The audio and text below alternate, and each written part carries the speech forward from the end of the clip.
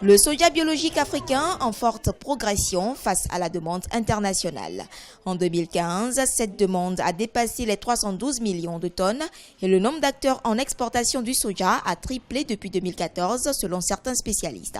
Le marché du soja comprend principalement 3 acteurs, les producteurs, les exportateurs puis les transformateurs. Seulement voilà, les fournisseurs de matières premières profitent peu du marché. Si par exemple on prend le prix moyen dans la sous-région, qui est 250 francs le kilo.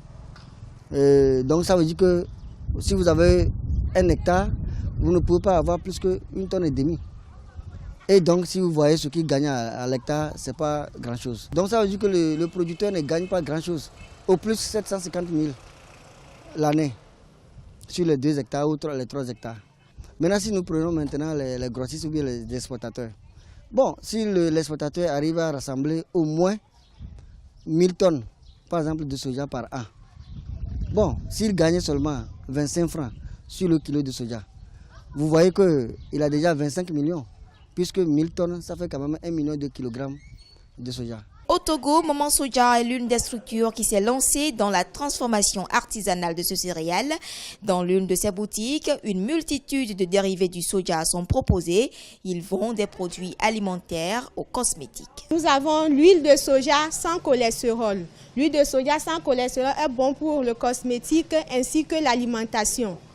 Nous avons le couscous de soja qui est très riche en protéines qu'on conseille aussi dans l'alimentation, surtout ceux qui ont des problèmes de foie.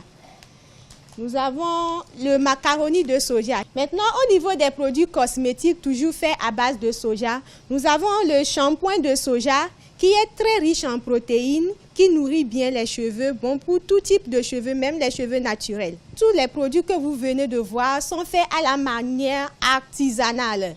Nous n'avons pas des machines pour transformer en grande échelle ces produits. Le marché du soja biologique est de plus en plus attractif dans la sous-région.